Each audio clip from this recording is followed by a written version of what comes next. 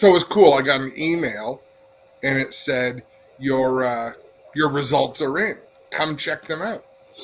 The very first thing it says is you are more than 50, you have greater than 50% of the population lineage to the Neanderthals. So I guess that would mean half people go all the way back to Neanderthals and the other half don't. I'm like, all right, well, that makes sense. I'm a fairly tall person, right? So that's what got me thinking, okay, this makes total sense. But it's the first thing that comes up. Not that you're prone to be good looking, or you probably have sneeze attacks when you get near power. No, you're a good bit Neanderthal. So, as we said, what was the average height of a Neanderthal? In fact, what was the tallest Neanderthal ever found? The remains. Well, what was the first thing I said to you? I said, "Oh, Neanderthal. Well, that explains the height." Exactly. All right, so let us in on it so we can put it to bed. You found out that Neanderthals were not tall people, right? No, 5'5" on average, and the tallest remains they ever found were 5'10". Yeah, so don't make no sense at all.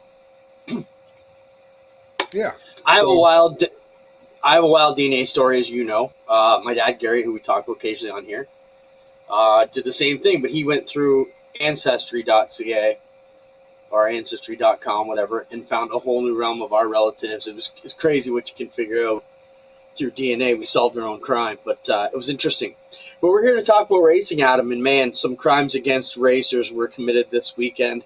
In many ways, whether you were on the social media keyboard warrior slinging darts, starting with Matt Shepard's attitude in victory lane at Volusia, all the way through to what Amber Balkan went through on Saturday after getting in her issues at Daytona, all the way to, Cletus McFarland stepping in at the end. If you don't know who he is, we'll explain that situation a bit to kind of come to her aid and say it could happen to any of us. We're hoping to have Kyle Steckly on the program here later on this evening around the 3/4 mark.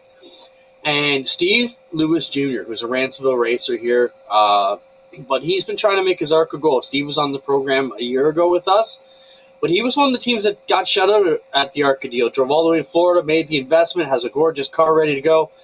And with them raining out qualifying kind of cost him his shot at the big track again. And I want to discuss that, Adam, because I feel the racer were done a bit of a disservice by ARCA, NASCAR, and the folks at Daytona this past weekend. And to lead off the show, we expect Kevin Lacroix, the most recent winner on the NASCAR Canada Series, to join us to talk about what's coming up in his season and kind of the car show tour. Kevin's the guy. I seen him on a media tour not too long ago. He's done some, Quebec media. He's typically one of the guys who will attend all the car shows. He's had a good partnership with Napa most recently. We'll talk to him about what's going on with his deal. But as you know, Adam, Kevin is kind of the clown of the series. And I think it's kind of missed by the English fans because a lot of it's in French and you got to translate it. And we pay attention to that. So I am the guy who will click the translate button on Facebook and hear what my Francophone buddies are busting their balls about. But a lot of people turn their head to that. But Kevin's one of those guys, he's always got a great attitude. He's always got a real attitude. A real edgy attitude, and it is fun because he engages on social media, and he's very quick. He will hold a grudge as long as he needs to until he's paid that grudge back, but he will engage and he will attack on social media, but then he'll get over it, which makes it a lot of fun. But people need to realize, in Quebec, the drivers in the NASCAR Canada Series, I'm trying to think of what it would compare to in Ontario. But they're all fairly recognizable names in Quebec public. The Ontario equivalents, Kyle Steckly is not, Trayton Lapsevich is not. I wish they were. DJ Kennington, Daytona 500 experience is not. But in Quebec, these guys are stars. So the fact that they'll mix it up on social media makes it a ton of fun. I think it comes down to simply the pure amount of media outlets we have here in Ontario that, and the number of stars we've got and how far in range we are. But the French seem to kind of really put their arms around their own, sports celebrities. So you're going to find them a lot more on the sports channels. where we don't find the racing getting the love here that it does. But I mean, Quebec, and that's probably the reason why the places are always packed and they can support these large shows. Like, even when we were young, Adam, we heard how crazy things were in Quebec before we ever got involved to go there ourselves, right? And now that we've been there, we can tell you it is true. There is a marked difference. Kevin says his computer is running a Zoom update. He'll be here in about 2 minutes. Yeah, I got the same message there. No problem. We got a lot to talk about. Let's go over that Volusia deal maybe a bit. Shepard Yankowski got into it while waiting for Kevin here. And just, man, they started on Shepard right off the bat. First, what did you make of that deal? Shepard loves chirping the officials from Victory Lane. The fans love to hate Matt Shepard. I want to focus on something different before I forget, Clinton, because I will forget. Eric Rudolph impressed me so much down there, and I've been watching Eric race since he was a kid. But they tore that car up pretty bad the first night. He jumped the cushion, and it just tore up a whole bunch of shit on the right side of that car. And they made repairs. They got it back together, and he was the fastest car on the track on championship night on Saturday. It's exciting for me to see people. Like, if that happened in a pavement race up here, you'd have to send the car back to the car builder. Yeah. People don't fix that shit on the road. But here's Eric Rudolph and team, got things back together. And there's a list of people who did the same thing. Paulie Hartwig. Man, if you haven't watched some of the features on the Hartwig family on Flow Racing, like, those guys are ridiculous, and it's fabulous.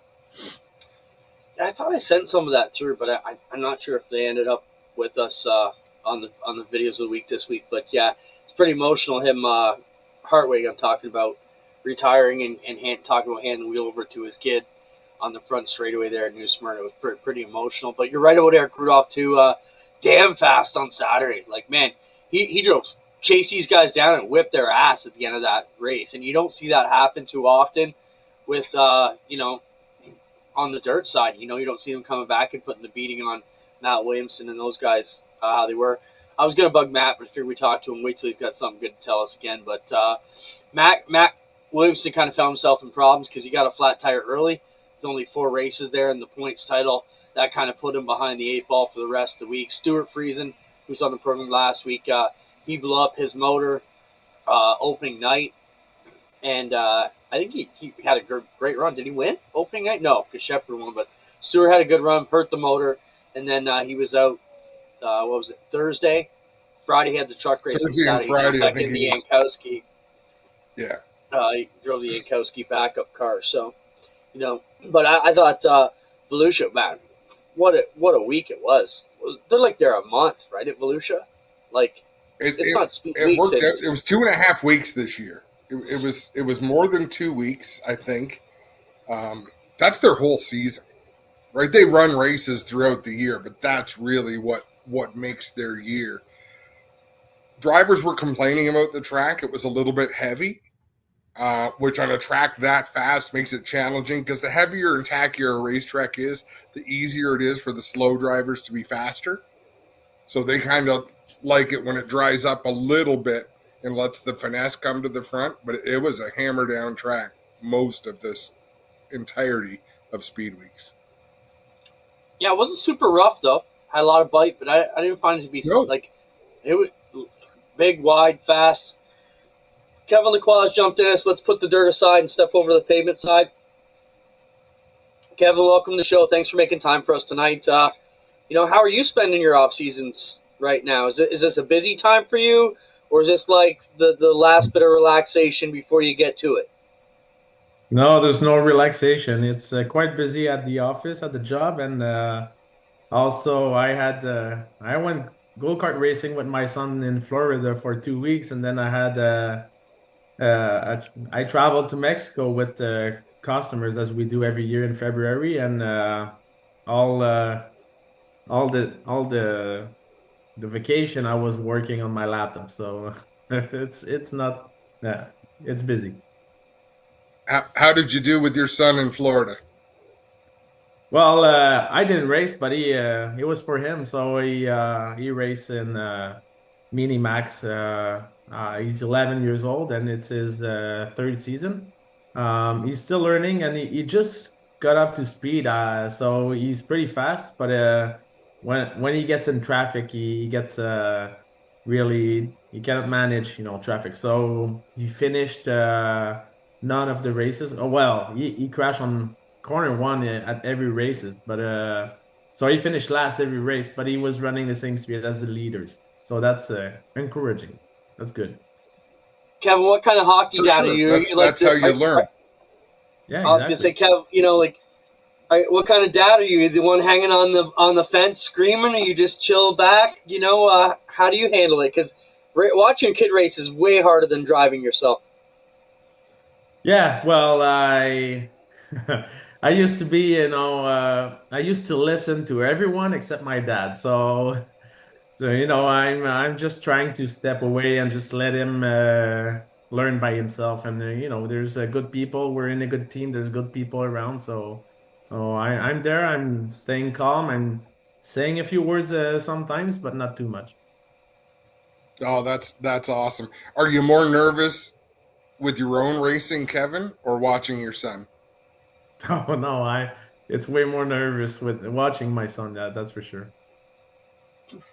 Kevin, talk about your upcoming season. What's the plan for 2025? Who will be back with you again? Oh, the plan is to have the same speed, but no DNFs. That would be the plan, but no, it's the same team, exact same thing as last year. We hope we're gonna have the same speed and win as many races, and hope for just better luck for the two races that we had bad luck last year. We hope gonna have at least one bad luck less. Well, and if you're going to have bad luck, do it in a race where there's less than 20 cars. Don't do it when there's more cars on the track than everywhere else we go. Yeah, exactly. Yeah, I know it's. Oh, I calculated the points with different point system, and I get to win the championship with different system. It's just the way the point system with NASCAR works. It's just like if you have a mechanical issue on a weekend, you're 30 cars. It's not the same, and that's what happened to me this year. So just just wish to have better luck. That's it. That's important. Clint, I want to steal another question. Kevin, what do we need to do to get you as active on English social media as you are in French? Because it is so much fun, even having to translate things, watching the Quebec racing contingent, watching you get them all wound up. Oh, it's I don't know. It needs to get more personal with English drivers, I would say. I don't know. It gets, I've been in the series for about like 10 years, and I'm French. I like my people, but there's one thing is when you get to fight with English drivers, they're the very next day they forget it. So we move on, and right, it's not the same thing with everyone. So some people they like to keep it running, and I don't know. But yeah, I'm very busy with the business at home, everything. So when I get to racing, I like to have fun, and and that's like some people get nervous at racing. Some people they put a lot of pressure on themselves, but that's where I release the pressure. So it's different for me, and yeah, and yeah, it gets more personal with Quebec drivers. That's for sure. Kevin, we see you smile on shows like this, but on race day when we're around, you seem super intense. Are you a different person on race day than you are when you're chilling out like now? No, I don't think so. I don't think so. I'm intense on the track. If you watch me with an helmet, I'm intense. But if you lift the visor, I'm not intense at all. No, if you see me fight, I watch the fight between.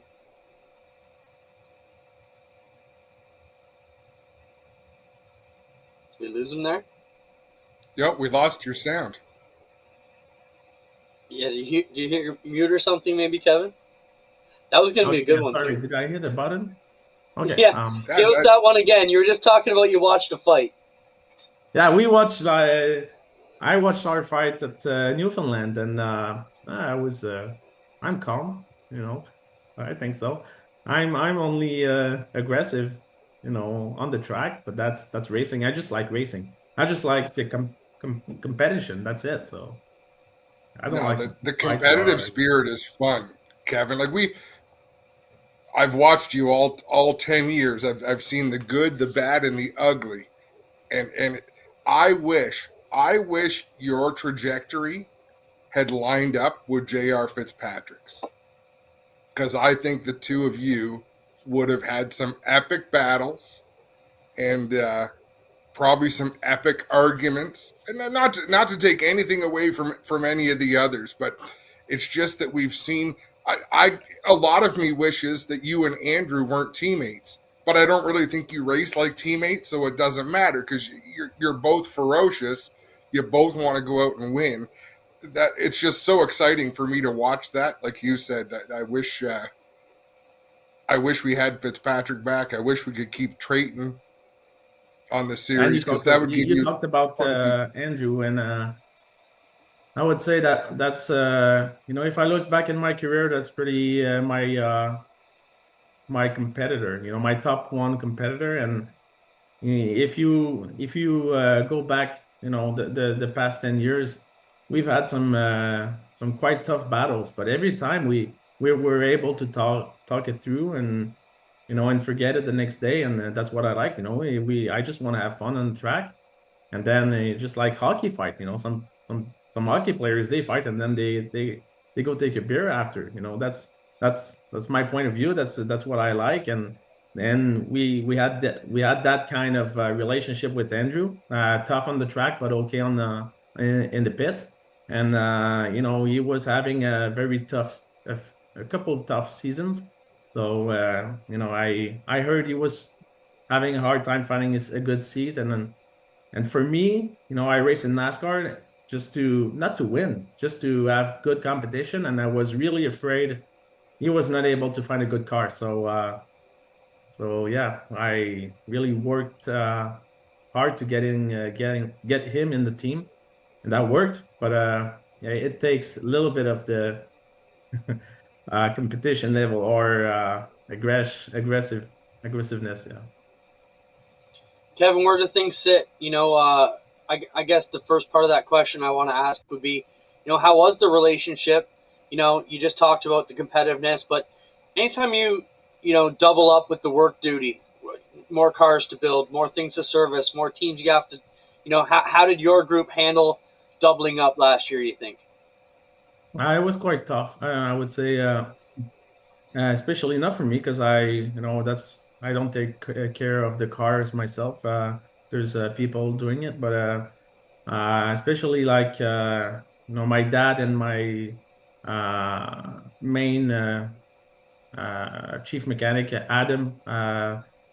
They got really busy. We got Etienne Cliche in the team with big ideas, and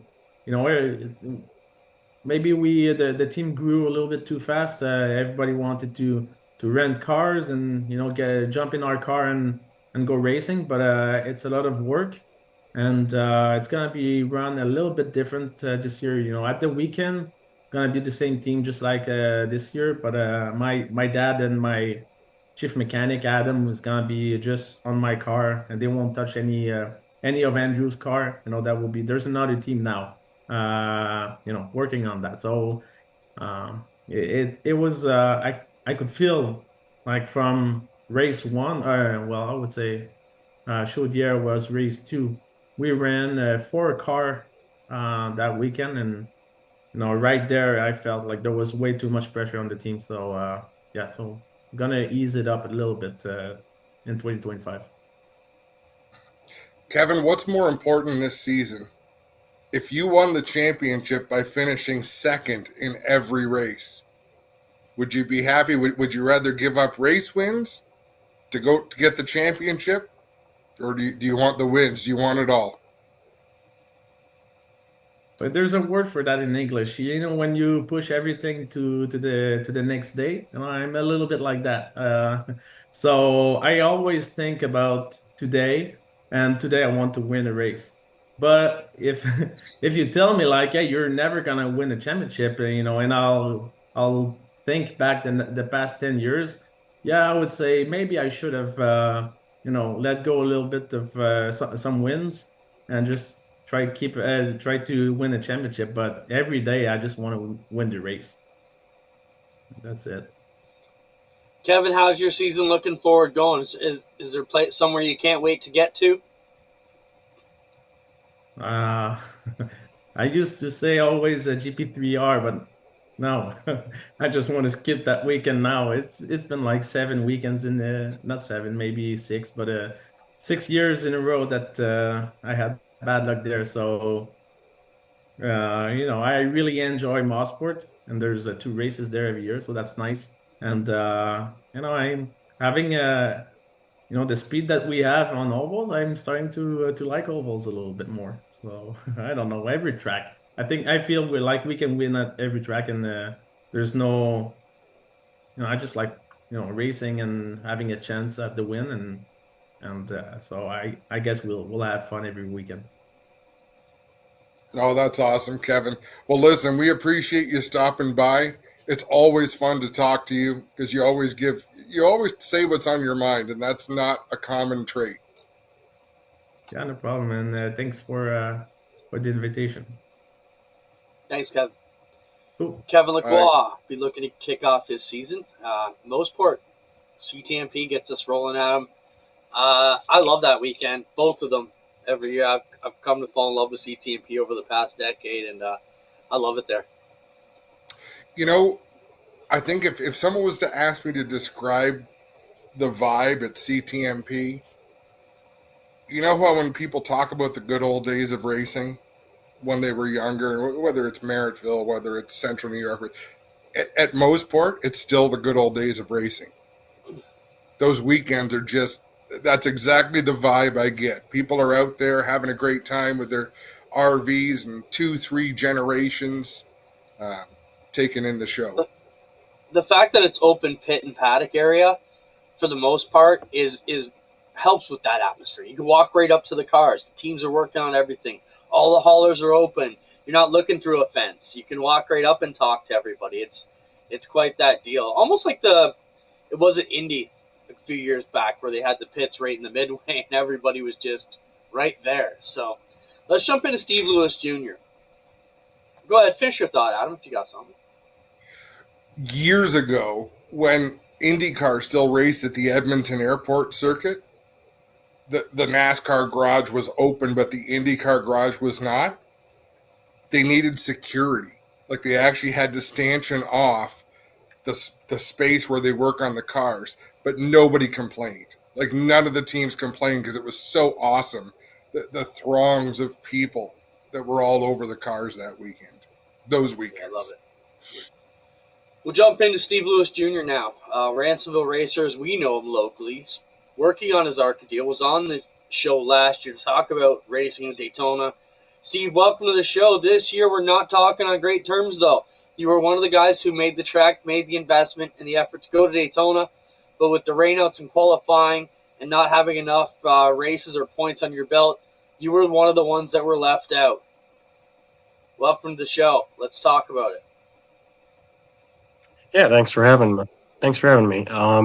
Yeah, like you said, unfortunately, they practice got canceled on Thursday, and then they moved practice to Friday in place of qualifying. So the field was set on 2024 owners points. And I'm not a full-time team, so unfortunately, we didn't have enough points to get into the show. Just hate it for all my guys. Obviously, we worked really hard on rebuilding the car from Daytona last year. We had a really competitive run going, so I was pretty confident that we'd be in a contention to win again this year, like we were last year. But just how the cards fell, I guess. Now, will you save the car until Daytona next year? Do you think you'll try to run Talladega or another super speedway? Yeah, the plan is to try to run Talladega this year. I'd like to build even more besides Talladega. I bought two other cars now, so I got a decent amount of equipment to start building my program to go short track racing, maybe, or intermediate track. Got another engine as well. So I feel like I'm putting the right pieces in place. So when that opportunity does present itself, yeah, we're ready to go and we're ready to compete at a high level. Spencer, you got those pictures of going through tech? I just want to, show. So, Steve, you guys made this full effort. You go down, you have to go through tech, you have to go through inspection, you weigh the car.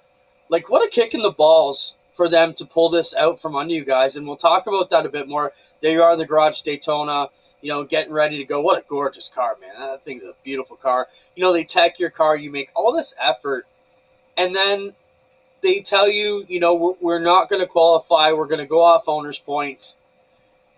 To me, it was shitty all the way around. I mean, I know you obviously feel that way, but Adam and I were talking about it today, and you've got all these teams investing like you. No offense, Steve, but let's face it, you're in deep water here. You're a kid building your own thing. You probably shouldn't be messing in this pond, but you make this effort. You wait all year to go. You drag all the way down. I saw your post. You had tons of people from New York go down to support the effort. They can practice, but they can't qualify. To me, that is bullshit. Adam, jump in here for a minute. You and I fought about this too, or both agreed. I don't see why at that track on that weekend they can't make time to try and qualify and give all these. Now, why would Steve ever try to go again when they just bust them out like that? And I get it if there's not opportunities. And we talked about dirt tracks. We're all dirt trackers. So let's say this was at Oshweekend Speedway where I manage. We only get on the track at 6 o'clock at night because of dust. We got a lot of issues. They could have raced this. They could have qualified you guys at 8 in the morning. Steve, was there any discussion about that with the officials? Obviously, maybe you were calm, but I'm sure some of the other teams were damn right pissed off. Was there no discussion, or what was the pushback to say, hey, how can you not fit us in here? I just think it's terrible management and a big miscue by NASCAR to not make an attempt to get you guys in there. Yeah, I think there's a lot of factors that went into that, not just ARCA alone. Because, yeah, there was time in the morning, obviously, that we thought they could have used. But I guess there's other stuff going on the track, like the driving experience and some other things. So, unfortunately, I think that could have played a factor into it. And, I mean, there's only so much you can do, right? I mean, what am I going to do? Just load up and, I guess, go to the next one, right? I guess I was able to meet a lot of people down there. We had a lot of good time together and trying to build for future races. So there's some stuff going on in the background in the works. So I'm hoping that it all comes through and we're able to compete on a multiple race schedule in 2025. So I guess that's where we're at right now. No, and you know what, Steve? I think your take on it is the right one. Clinton, I don't disagree with you one bit. I think it's bullshit because there's no good excuse for not finding the time to go out and get those cars qualified. Having said all that, Steve's right. That there's no point in raising hell. There's no point in lobbying to the powers that be because they're going to do what they're going to do. Like you can't fight City Hall in this case. So you have to take your ball and go home and decide when you want to come back with your ball. And that's it's a tough lesson it's a shitty lesson to learn, not a tough one, because it's real people that get affected, Steve, like you do. But I'm glad to hear that you're still talking about the next opportunity you're going to have and when you want to go back and get out and race again. And if circumstances are similar, it's going to be shitty again. So hopefully the weather cooperates and you get to earn your way into a show and compete for a win. Yeah, I guess that's the thing. If practice gets rained out, that's the way they're going to go, right? So I guess, I mean, there could be other scenarios in the future. We'll talk to ARCA a little bit and see what they're able to do, right? There's always possibilities of rule changes. Obviously, the scenario affected more than just me, and there was 4 other people. And maybe we can all work together to try to get some rule changes made, or at least something that we're able to at least go on track and complete a lap. As a promoter, Steve, you're the kind of guy I want, because I totally screwed you, and you're not even mad about it. I'm more pissed than you are. I just want to keep hammering this home, because look what a disaster that race was. Okay, we have people buying rides who shouldn't even be in cars at all, and then you got real racers who make the effort who can't even get a shot. We have 4 freaking cars. We can't add 4 cars to the back of a field at Daytona. Steve, you're just lucky I'm not on your crew. I would have busted every window of the ARCA offices. I was pissed off for you guys. I just thought it's just, I don't know, shit ass racing. If they ain't gonna call it that, I will. But that's my rage. I mean, I tried everything possible. Yeah, no doubt. Trust me. Let's switch gears a bit. You guys had a great time. I think we got the wheelbarrow races. I understand you're still the infield wheelbarrow champion from Daytona. Run the video, Spencer, and let's talk about some fun that Steve got to have after he got screwed over by however you want. Steve, what's going on here? It's actually a wheelbarrow race on Friday night. That's one of my newest sponsors, kids that's in the wheelbarrow. So met all of them this weekend. We had a good time. PatriotRoofGroup.com. So that was cool. I mean, even though we weren't able to race, or like I said, there was some cool things that came out of it. So we were able to hang out all weekend and watch the racing from their RV in turn 1. So right on, man. That's what the sport is all about. The friendships and the family that you make when you're making these travels, and I hope they were understanding of the situation. All you can do is keep your chin up.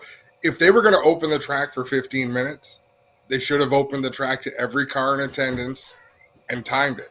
And it would have been ugly and chaotic, but at least it would have been more fair than what they did. That's what I'm saying. Steve, let's positive. Where are we going to see you next on track? Do you have anything definitive where you'll be racing that you know? Talladega. That's probably pretty definitive, unless going in there's something like that again that's looking like the same scenario could happen, I guess. But I mean, pretty definitive that's going to be Talladega. I would like to go to Phoenix, but that's I can't use the same car really, not to be competitive. I don't want to drive all the way to Phoenix to not be competitive, right? So that's a long way to go. Get one of my short track cars ready, and they're not ready. They're probably 75% complete. Talk about the investment, Steve, compared to local dirt modified racing. Is it a lot heavier investment in the ARCA stuff? The travel is different, obviously. Yeah, it's a lot heavier investment. For investment purposes, modified racing would have been a lot cheaper to stick with that, I guess. But there's nothing like going to Daytona, I guess, and racing in NASCAR and trying to make it, like I said, trying to eventually make it full time in one of the series, right? So that's my goal.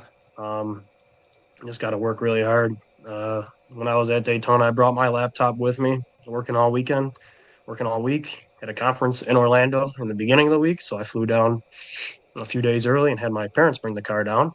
So just a lot going on right now and trying to build the best thing possible. Right on, Steve. We appreciate your time. We'll be looking to have you back closer today to Talladega. Let's get you on. Let's have some positive news. And good luck to you, man. I think it's awesome that you're trying to build this on your own and make it work. Where can anybody get a hold of you if they want to get on board with your team? Yeah, Steve Lewis Racing on Facebook. There's Steve.Lewis11 on Instagram, and I have my personal Facebook page as well. And I got to create a few more social media platforms to try to grow my brand as well. So probably a website coming in the future and a few other things. So that's where Did you pick up any tips from Cletus? Were you able to talk to any of the folks down there? I did not. I did see my friend sent me, I was in his video, I guess, pushing back into the garage. So besides cleaning up on the wheelbarrow races, we got that as well. Hey, shitty situation, but at some point you must have been looking back, towing back home and thinking, well, she's one of the only ones as pretty as she came. Yeah, I didn't really watch a whole lot of it. I watched the beginning, and then it was quite caution filled. So I think we went in the RV and were cooking and eating meatballs. So that's where I ended up. But I saw 10 cars finish. So yeah, there was a decent chance that weren't going to survive. And I have a fresh car ready for Talladega, and a lot of people are trying to rebuild within a month or so, Yeah. which isn't No, easy there's always because a I bright tried to do side, that man. last year. Yeah. Right on, Steve. Listen, Thanks for stopping by, man. Very Thank you. classy interview, Steve. Classy remarks given the situation, because you had every right to come in and light up the authorities. So good for you, and good luck next time you're out there with that race car. Thank you, guys. Thanks for having me. Steve Lewis Jr., everybody, as he works on building a NASCAR career from the local dirt tracks here in the Northeast. Best of luck to Steve. And you know what's fascinating, Clint? He can do it. It is amazing what you can build. Look at Sean Core. Sean Core does fairly well down there in those ARCA races as well. He had a mediocre dirt pro stock program, but focused attentions on ARCA and put together a good effort. If you keep your head down and like Steve says, work hard at it. You've got to know what to work to put in, but it is possible. I think racing is the only addiction that probably makes you a better person. You know, if there's one thing racing taught me, and I learned this at a young age, Adam, we brought home our first race car, had a blown motor. I thought we were done 2 weeks in. We rebuilt that whole thing. We got back out there. It showed me that you can do anything you want if you want it bad enough. And then that carried into our career and what we've been able to do for ourselves, which is not a lot because we're still here on the internet on Tuesdays, but if we weren't so lazy, we could do a lot more. But I think that, you know, just whatever you want to do, that's the message I got to kids. I mean, we showed a picture last week of Kyle Larson in his first cage cart being pulled by a minivan in a makeshift trailer. And look where he is now, the best racer in the world. So, you know, racing is the one thing that shows you your dreams can come true if you stick at it long enough. I want to talk to your point a little bit, Clinton, because I'm going to disagree with you, which I'd love to do, and I've loved doing for more than 25 years. This is where I want to be. I don't want to have to say the right things. I don't want to be on a crew with all these people. Everyone gets a little bit of a job and nobody can really say what's on their mind, because you got to stay within the lines and you got to follow the script. And the script says we're making a big deal of Helio Castroneves and talk about some of the women in the race because they got to get their time. And here's the fancy storylines, taking nothing away. What was the name of the late model racer? She was a track athlete and a football kicker, and she did a great job. But you can see it is scripted. It is predetermined who they're going to. Andy Jankowiak. It is predetermined that they're going to talk about him. Take all of those things into consideration. I love what we do. We get to call races the way we want to. The way we talked about back in the 1990s, the way we said it could be. It could be this cool. It could be awesome. When the announcers are just race fans, they're saying the same shit that people are saying in the grandstands. We get to do that every friggin' week. This show on Tuesday, it could be better. It could be a lot better. It would require the energy we had in our early 30s. We don't have that anymore. It's still pretty good.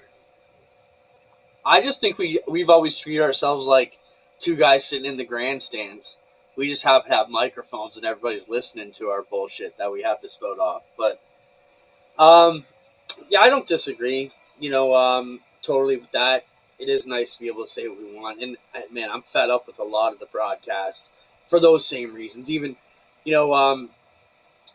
they took Austin Dillon to the chocolate shop in Daytona before the race and pre-race. for like a 2-minute segment that meant nothing, had no. And I'm looking at it from like the production side, going, wait a minute, they sent a whole crew and got Austin Dillon out to this chocolate shop to talk fluff for 2 minutes. What? And then they were doing this all over the place. It just I don't get a lot of the broadcast. I think it's inauthentic. It's just I don't know. Let's talk about. I have great. Go ahead. I have great respect for the people that work those broadcasts. I think Phil Parsons does a very good job. I think Jamie Little is excellent. I think she's classy and knowledgeable. I just think that the package they put together by design isn't as exciting as it could be. It should be as exciting as a professional wrestling show. Are they trying too hard to build storylines that aren't really there? They're trying to be friggin' professional. And who wants to watch a professional? Maybe. That's what they're trying to do. It's like, oh my God. I can't watch any real TV anymore. Like, oh. It just and like, again, I'm not bitching. They are professionals and they are very good at what they do, but bring the fun. They should treat everybody like Cletus McFarland, and drivers, you got to pull your weight too. You get a microphone put in your face, be interesting. Don't hold back. Say what's on your mind. But I'll get there because, Cletus McFarland gives his interview after the ARCA race. If you didn't watch it, he's the downhill home southern. I wish we had it. Just talking about, he felt he was a bald eagle flying down there and the most American day. We have it? Play it if we got it. I just got wondering, is this too put on, Adam? Is this really genuine? Is he trying too hard to be down home redneck? Well, I was having the best day of my life. Ripping around Daytona like a bald eagle. It's flat out, avoided a wreck, which was awesome. I thought I was the best driver to ever exist in that moment. And it's probably because my sleeves were cut off that I was able to pull off that maneuver coming down pit road. Then someone slammed into my rear left quarter, spun me out, lived through that, got some fresh tires, went back out of there. I'm hot dogging into 1 and 2, and the car lost it in front of me. And I saw it, didn't have enough brakes to get slowed down before it, and tried to go around it, misread it, zigged instead of zagged when I should have zagged, and I zigged.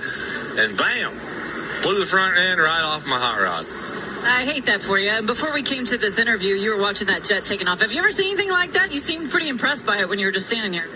Yeah, I'm a pilot of Consuela. You know what I mean? I got basically the baddest aircraft in the country, but that F-16 is pretty cool. That's fair. I take it back. I kind of liked it on the third time I heard it. You know what? I don't know what he could have done better. And listen, you don't have to be Cletus McFarland. He has a lot of practice doing his shtick. But be the best version of whoever you are. Right? Yeah. Know the angle you're going to take. And I don't know why, but your brother is the first thing that pops into mind. He's best when he's angry. Like, Mike has to have a chip on his shoulder, and then you're going to get the best version of Mikey. There's different people that do different things. Matt Shepard, poke him a little bit. Someone wrongs him in a race, you're going to get fantastic Matt in victory lane. It's going to be a lot of fun to watch. Yeah, I don't disagree with that. I think you only get one chance. Like, hey, most of America would know who Cletus McFarland was without that interview, right? That was the click that got passed around everywhere. And now he's a star. We're talking about him. Our viewers are going to research him now. It all heads up from there. So you do get that one chance to sell yourself. So make the most of it. Let's talk to Kyle Steckly, who did get some national airtime on Fox as well, Adam. Feel free to follow up your thought there. Yeah, Kyle, great job with your interview. How challenging was it to not lose your shit? It was pretty frustrating, but first off, thanks for having me on, guys. But it was a frustrating week in Florida for us, for sure. So, I mean, it was really cool to be there and be at Daytona and strap in and take the green and everything, but definitely short-lived. obviously that's restrictor plate or that kind of racing, the big track. How did you feel your plan was going up until that point? Did you feel your car was good? Did you feel the day was where you wanted it to be? Were things rolling the right way for the 29? Yeah, we were good. I mean, the way it all worked out, we really didn't get much practice. We had a couple issues in practice, which restricted us from doing drafting, and it wasn't the car I tested. So, I mean, I had very limited time in that car. And starting 31st off of points, we made our way up to, I think we were 11th after we avoided that first wreck, which was good. We could avoid that. And I thought we were in a really good spot, playing our strategy out well, sticking to that yellow line and just trying to be patient. And then we had a teammate restart not really work out, and it put us in a bit of a bad spot. And then obviously, Amber just hit the apron and lost it in front of us. So we were kind of trying to stay patient and keep back a little bit and try and stay out of that right on top of each other, pushing on lap 12. And unfortunately, it just still had nowhere to go. So it was a pretty hard hit, definitely the hardest hit I've taken. But what I remember seeing is she got in the apron, she washed up the track, got into my teammate Cletus. Cletus came across the track. I thought I was going to be able to go low until Cletus came down, and all of a sudden he was right in front of me. So I did everything I could to try not to take both of us out in the same wreck. So I locked up the brakes and it spun around, and then next thing you know, I'm heading for the inside wall. So definitely a hard hit, but luckily we had a safe car and I was all good. Kyle, people talk about, you see all these interviews. Oh, that's a hard lick. Oh, that's a tough impact. You had a little bit of time to see that wall coming. What goes through your mind, and how would you describe, I don't want to call it pain, how would you describe the sensation as a hockey player? Is it similar to anything you've experienced? Not really. I mean, I don't know. A lot of my wrecks in past years, I haven't had one recently, so I'm very fortunate. But I remember back to the old days, like I would black out and I wouldn't really remember them. So this, I remember the whole thing. So I was heading towards the wall. I tried to save it, and I've watched enough races that after a while I knew I was in trouble. So I kind of tried to brace myself, and I had time, and I took one hand off the steering wheel and kind of braced for impact. And I had a custom port insert my seat and everything. So really it's just a ton of G's. Like it's like you hit a brick wall, really. So I mean, it's not like a hockey hit on ice or anything like that at all. It's just a hard impact, and I had my belts pulled tight, so I really didn't move, but my head definitely jolted a lot. So that's something that I'm grateful for, the Hans device and things like that. I know my head moves side to side. I think that's something I'll look closer to in future when I'm doing super speedways or any racing, really, to make sure it's tight, because I did have a sore neck for a while after, and I think just from the jolt and the G forces you've seen, hitting the wall there, but really wasn't terrible. Pretty solid in there, and with all the belts and safety equipment, but definitely hard impact. The one before that, Kyle, did you get hit? Because from the TV, it was hard to tell where you got hit, and if you did get hit, it was like perfectly square and just shifted your car over. Like, it didn't look like it twisted or spun at all, and then we're like, did he get hit? Did he not get hit? But look, it hit you right in the door and just shifted you. Yeah, it was weird, honestly. I mean, all of a sudden they were wrecking in front of me, and my spotter did a good job of telling me where to go, and we were able to go down pit lane. But the one car spun and hit me right in front of my right rear tire, and luckily it didn't do any damage to my suspension or anything like that. But made a bit of contact, and I felt it, but didn't hit me hard enough that it hurt anything. So, Do you have any way of knowing, Kyle, where you would have qualified if they had time trials? Like, what kind of car do you think you had? well, I know the Red Jones racing cars had really good single car speed. So, I mean, we weren't single car qualifying anyways, so that really doesn't matter. But I feel confident that we had enough speed in our cars that, you know, everything worked out okay with the groups we got put in, that we had a decent group. I think we would have been able to be top 15. And I mean, you think that's a good spot, but we were running 11th or 12th or something like that when we got in our wreck. So I don't know if there's any safe place really, and it's just got to work out and in your favor, and hopefully you can avoid them all. But it's a tough deal for sure, and hard to know where you want to be. But I think we had really good speed, and we had the car to be capable of winning that race if all our cards played out right. But that's just the way super speedway racing is.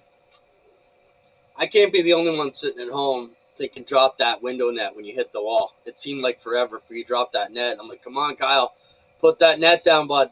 You know, what's next, Kyle? Where do you go from here? Yeah, we've obviously got the whole ASA deal this year with Rhett Jones again, so gonna get ready for that at Five Flags March 23rd, and working on lots of stuff. I'm back home right now, so working on lots of stuff for some Canadian racing this summer, and getting that all ready to go, all my cars for that. So definitely gonna be another busy summer, but gonna keep working away at this ASA deal and try and rebound from New Smyrna. Yeah, let's talk about New Smyrna a little bit. That day didn't seem to go your way. No, we we really struggled at New Smyrna a lot too. We didn't quite have the speed we want off the truck, and then we got it better, and we qualified solid 14th, and then on lap 3, it just broke a left rear axle, and it was all twisted up in the spool, and we couldn't get it out at all. So that ended our night on lap 3, and unfortunately, I had to watch the race from the pit. So rough week. Kyle, our viewers are asking, what was it like to be a teammate to Cletus McFarland? Obviously, he made a big splash at Daytona. Did you get to hang out with him at all? What was the situation like there? Yeah, he was pretty busy. He had a lot of people there for sure, but it was just cool to be around him. And obviously, he's got a lot of people around him supporting his journey into ARCA and NASCAR. So, I mean, he had guys like Greg Biffle who were able to help me all weekend long, and then just the surrounding and the following he has was pretty cool to see, and just be able to meet him and talk to him about that and what he's done to get to where he is today. So he's a cool dude. He's pretty laid back, and makes lots of funny content. So we did some wheelbarrow racing with him Saturday night after the races, try and make us both feel a little bit better. But we won that. So I mean, at least we won the wheelbarrow races, and had some fun in Daytona while we were there.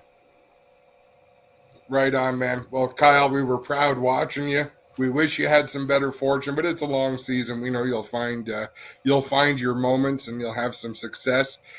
Sometimes racing feeds you a shit sandwich. Yep, sometimes there's lots of ups and downs, but those ups, I've had lots in my career, and they're definitely worth it. So we'll keep digging away at it, and go to the next one, and hopefully our luck turns around. Thanks for your time as always, Kyle. We appreciate it. Have a great night. Thanks, guys. Wow, the ups and downs, the thrill of victory, the agony of defeat. Wow, we kind of had it all here tonight. I don't know, do we have the thrill of victory? Not really. And we have two guests. Last race. We have two guests that think they were the only winner. Now maybe they realize they're not the only winner, but we got two of them bragging about winning the wheelbarrow races. I didn't want to tell them, but I think is 6'6". So yep. I would love to see Kyle push him in that wheelbarrow. I'm assuming Kyle was the rider and Cletus was the pusher, but I don't know. You never know. Wow, great kid though. We're so lucky. Kyle gives us a ton of time. Trayton gives us a ton of time, and I feel like we're getting to ride along with them. Yeah. In some of That's these what experiences. I was just thinking the same thing. It's awesome that they come back, and you and I talk about do we want to get these guys? We just had them a few weeks ago, but man, it's awesome talking before this event, after the event, and we kind of, as you say, get to ride along. I feel like we're part of the career, even though we're just on the side of it, watching it all go by. It's awesome to see it happen, and hopefully we're building some fans because I mean, how can you not be a fan of Steve Lewis? Class act, not downtrodden about the situation. Says, yeah, we're going to be all right. We're going to make it. 4 cars, Adam. 4 cars. It's bullshit. In any short track in the country, on the size of a place like that, we are starting those guys. That's the equivalent of half a guy at your local track, and you're not going to put 24.5 starters in the race? Come on, give me a break. anyways, that's enough bitching there's- about that. It is. Now, there was lots to bitch about over the course of the week. Oh yeah, Elite driver provisional for the Daytona 500. yeah. That's bullshit. There was, even going back to the ARCA deal, how are we not qualifying? Why are we letting unqualified people buy rides in this deal? I don't know. I don't like it. That's tradition. You can't stop it because it happens at the highest level. Corey LaJoie bought his ride. I'm not And saying God, I buy would rides. love to- Hey, I agree with buying rides, but let's make sure the cars are up to speed that they're being rented. You know what I mean? Like, let's make sure. Hey, Adam, I could go out and rent a World of Outlaws car tomorrow. It does not mean I need to be on the track with those guys. It just doesn't. No, that's This true. is the only sport where money will buy your entry. Well, the trouble is, Amber Balkan would have been one of those drivers that got in because she has experience. I think something was amiss with her race car. Did you watch that race closely? She had a lot of trouble with that race car when she was beside other cars. Like there was something that was twitchy about that thing because it happened to her a few times. I'm not going to jump I don't want on. to shit on. Yeah, I'm not going to jump on Amber anymore because she took it pretty hard. But man, did the internet? Okay, so you and I talked about this. The internet was damn hard on Amber Balkan after Saturday's event. She was involved in a couple of the biggest wrecks that took out a lot of the drivers. And man, her social media got lit up, and a lot of people were coming down on it and saying, is this right? Is this fair? She had to take a break from social media. Spencer, I sent you the Cletus post from it's in the picture drop. Yeah. Cletus, which his actual name is Garrett Mitchell, said, I want to let you know I spoke with Amber, the number 70. She apologized for taking us out. The hate I've seen sent her way is completely unnecessary. I'll get wrecked again in the future and likely make mistakes myself. We can't act like this. Please stop. So it was great for him to come out and post that. But man, when you put yourself out there in a high-profile sport like that, and I'm trying to think how you and I talked about yesterday. So is it warranted? Let me try. Yeah. If you're going to create your opportunity by building a social media brand, you have to understand the consequences of that is you are way further out there than Steve Lewis. If Steve Lewis had caused those crashes, how does anybody know how to find him? But someone with 7 figures of followers. So if you're going to use that platform to build your career, unfortunately, and of all people, I understand mental health is real. I don't want to see anybody suffer mental illness because of something that happens on the racetrack. But at the same time, you have to understand you're putting yourself out there at a magnified level. You are under the microscope, so that can happen. And have the wherewithal and the confidence to either say, I screwed up, because maybe she did. Maybe she made a mistake. Maybe something was twitchy or something was off with the race car. But just own it. Own what happened. I don't care if you're a male, a female, a senior citizen, a juvenile, doesn't matter. You're out there on the damn racetrack. You were accountable for your actions. So say your piece, whether it's I screwed up or whether it's screw all of you until you get behind the wheel, you got nothing to say. But say it with confidence and move forward. Yeah, I think when you're up there promoting, hey, I'm going to do this. I'm going to be here. I'm going to do this. We're racing here. And you use that hype to build the machine, as you say, and then you can't be really surprised when the day doesn't go. And I think I used the description of me putting flyers all over and advertising to everybody I was going to play at the forum in town with my band, and then I get up there and my guitar doesn't work and I'm out of tune and I sound like shit. I have to expect I'm going to get slaughtered over that. And maybe the internet took it too far, and I guess it doesn't help that the most popular, most followed social media guy in the field was one of the guys you got together with. And, anyways, it was good for Cletus to come out. I will say this. Don't pick on her because she's a girl or because she's pretty. If you have a complaint, point out what you think was done wrong. Like don't Yeah, just lay but a she was blanket and I'll throw you under the bus here. Don't just say, well, people shouldn't be allowed to buy their rides. Well, wait a second. Some of them do and they're very good. Some of them do and they still make mistakes. So tell me why. Tell me why this is a problem specifically. Don't buy a ride if you suck. That's a problem. no. I think yeah, I'm not against buying rides. I'm against not qualifying everybody.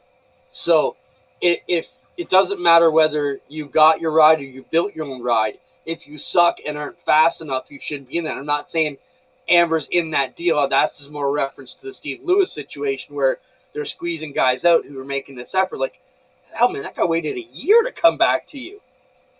Yeah. You know, like, yeah. I just can't believe nobody's in there inside NASCAR. And maybe they were. I hope somebody was in there petitioning for the little guy and saying, guys, come on. You know, why can't we make this work for these 4 teams? And if you're going to let guys in, like, you know, we had guys out there who had no experience, you know, in these cars with rides. Yeah. You know, with zero experience getting in them. And they throw them in one practice session and let them go. Now, our boy Kyle was in that situation. Like, let's not pretend that. But we feel Kyle's got the talent and the effort. He would have made it anyways. But still, you know, there's lots of questions on that whole deal. Not to beat a dead horse. I remember being in the garage for qualifying the year that Andrew Ranger tried to get into the ARCA race and Andrew Gressel tried to get into the ARCA race. And it either rained in turn 3 or there was rear end grease in turn 3 for one of the sessions of qualifying. And it screwed Andrew Gressel out of his opportunity to get in the race. And I think it screwed Andrew Ranger out of getting into that race as well. Like, oh, it is what it is. Yeah. It was shit. They were furious, but you just eat your shit sandwich and you move on. All right. What are we going to do now? We've got a couple weeks off before Motorama. Rama. Am I in shit for that too already? We have a couple weeks off? No, I mean, there's no racing, but you and I don't have any weeks off. Like, we had speed weeks for the last month, it seemed, and now there's nothing going on for a while. True. I'm sure there are, but not things that are close to us. Isabella Robusto was the driver I was talking about, Cam. Thanks for bringing her up. I appreciate that. Talking about Chris Wright's wreck, blaming his spotter for the pit road entry. It's a team effort. Everyone has to be involved, but I don't like it when drivers throw blame. Well, we're over time. Burger Barn videos of the week coming up. Not a ton of them this week. And some picture drop. Let's do the picture drop first, Spence. See what went into the drop box this week. Adam, you said you like this. Yeah, it's a Night of Legends, and these are for the Ontario Legend Car Series. But they're having a night of sim racing, dinner, lots of fun, a social event, Clinton, just like we've talked about. You know, get together in a non-racetrack setting, even though it's sim racing. But that should be a ton of fun. Good for them for putting that together. I hope it goes real well. Spencer, can you put that up for a second? I don't want to pick on these guys, but this is one of my beefs with flyers in general. Like, we need more information. You know, Ajax. Like, if you don't know Ajax, Ontario, maybe you're somebody who's not from around here and trying to figure out where that is. Give me all the information. This is good. But I think it's a good idea. Okay, let's move on from that. What else we got? This is a big topic, Adam, in sprint cars right now. They're talking about banning smartwatches from drivers because under caution, I could send a message to my driver who could look at his smartwatch and say, yes, run the top, or Adam's on your ass. You better be fire off better on these restarts. What do you think about this?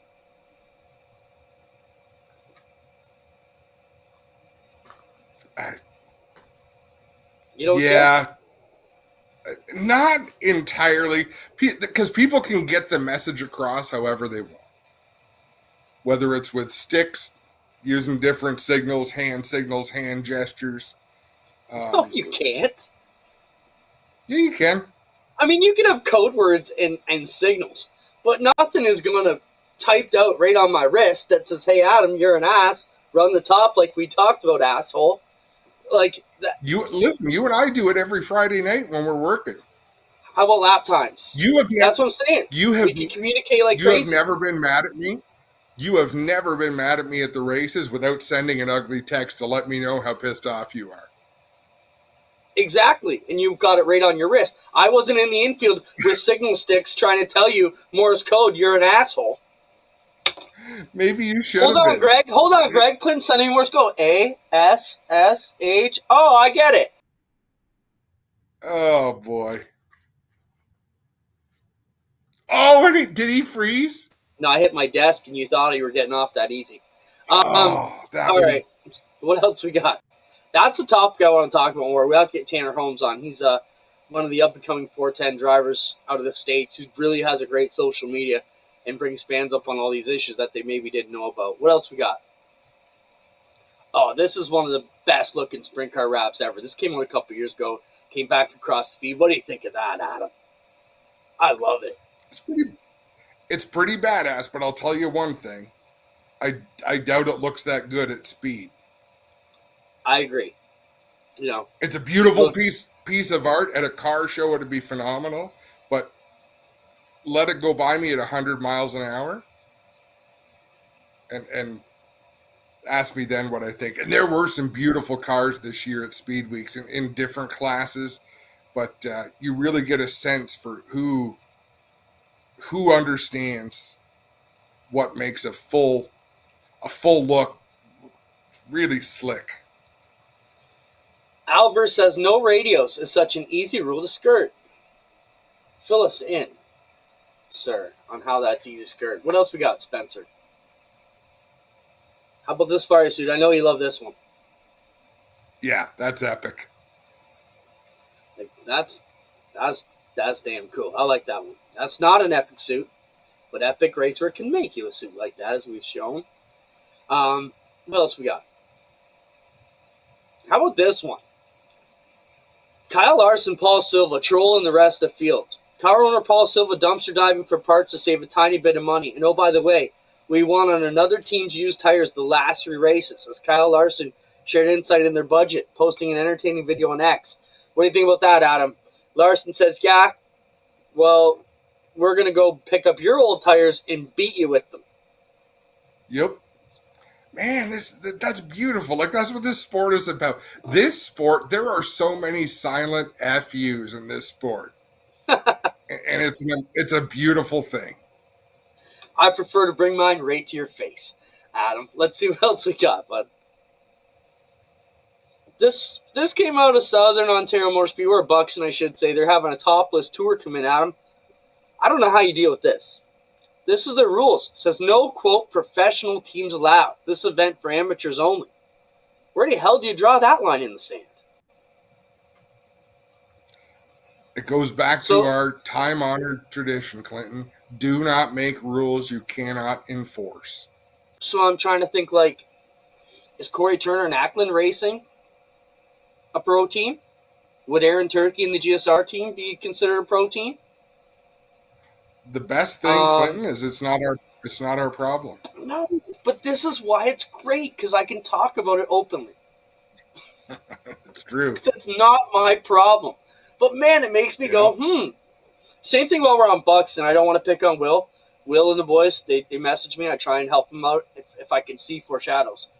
They're advertising their upcoming enduro, paying positions like a certain amount of money from, I don't know, 3rd on back down to 24th spot. To me, that's a recipe. I've told Will, too, I said, man, you're going to have 100 teams fighting for that $40 for 23rd spot. Never pay beyond the top 3 in an enduro. You'll never get out of that place alive that night, right? Like, can you imagine that? Everybody trying to fight over all these spots. And we are bringing electronic timing in, but, man, I've seen battles over the top 3, never mind the top 24. So My recommendation was I would do 24 random draws for that money out of your starters because it'd save you a hell of a lot more info. But hey, maybe they're going to teach us something we don't already know down there. What else we got, Spencer? Oh, this is tricky. Drivers always bitch at us, Adam, about why do the teams have to pay? Okay? Why do the drivers who put on the show have to pay? In 2025, to race in Formula One, each driver must have a valid FIA super license. To achieve this, the driver must pay a flat rate and a fee per point scored in the previous campaign. Therefore, next season, Max Verstappen will have the most expensive super license fee due to earning the most points scored this time around. The Dutchman will have to pay a staggering $1 million plus to enter next season, $200,000 less than last year when he won 19 races. So Max Verstappen is having to pay $1 million to race in Formula One. So even at the top, they got to pay to play. Thoughts?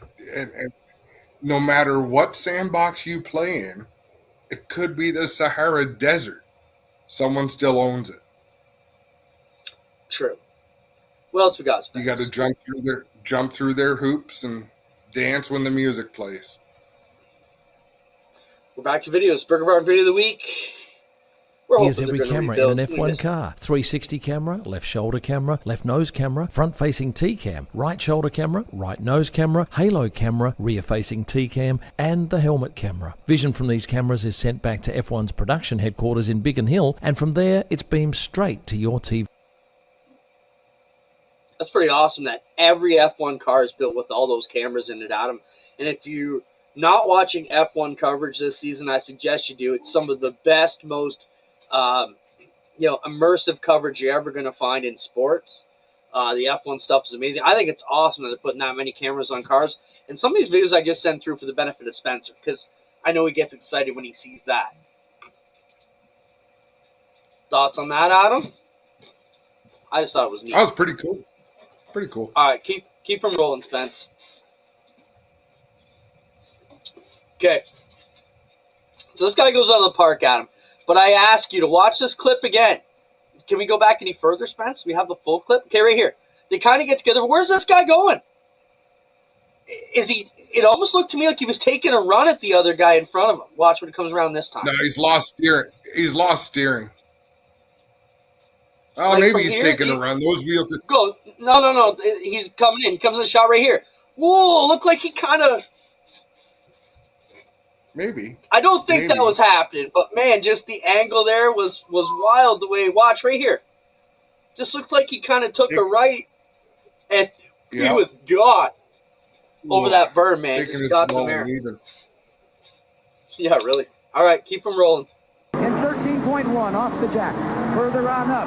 More service taking place. There's Walter. Earnhardt is out. He gets out in front of Elliott. Elliott goes to the inside, racing on pit road. And continues to lead, gentlemen. Boy, he just out-dragged Race Dale.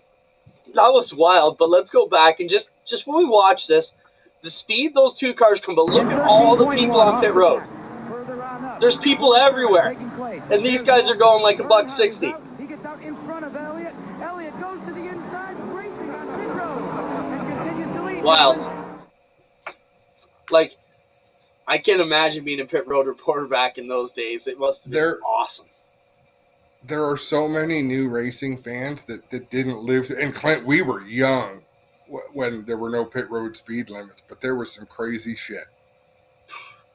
Wild times. It must have been a whole... See, that's where you see all the old-timers bitching about when NASCAR was NASCAR. Well, that's when NASCAR was NASCAR. When every minute was a Daredevil show, no matter what was happening at any point in the race. All right, what else we got? Yep. One more to go.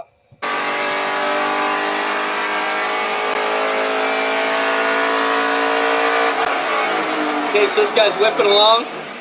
Realizes brake fails. Okay, I got an exit road.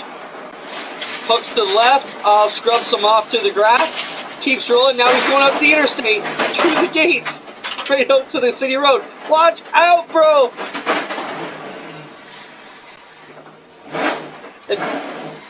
And back into the racetrack with no brakes. Just when he breaks through the fence. Show it again, Spence. And then the guy...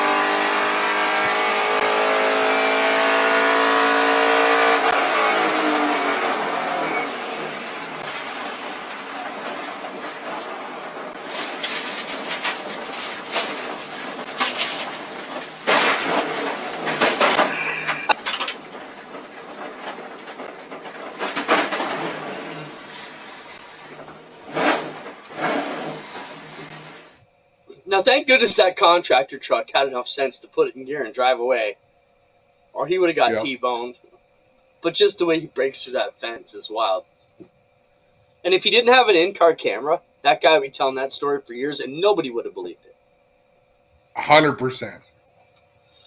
Yeah, sure. Let me get this straight. Your brakes failed. You went through the grass, broke through the fence, nearly hit a truck, and drove back into the campground?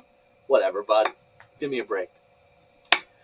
That'll do it for another edition of our show. We're 20 minutes over time today. Spencer gets an extra third of a hot dog for working time and a half tonight.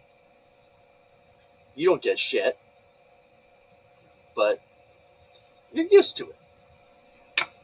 I'll eat my shit sandwich and still be back next time. I'm trying to survive on bread and water like we're in jail, so there you go. Looks good on you. I'm trying to cut my Pepsi intake in half. So I'm half more pissed off than I normally am. Wow. That's hard to do. Yeah, it is. Thanks, Spencer, for all you do. Thanks, Adam, for stopping by. Thanks, everybody, for joining us. Of course, to our guests, Kevin, Kyle, and Steve Lewis Jr. once again. We appreciate these great racers coming by and hanging out with us on a Tuesday and giving us their perspective. I sometimes appreciate your perspective, but mostly don't care. And Spencer, well, we love Spencer. So thanks, bud. See you next Tuesday.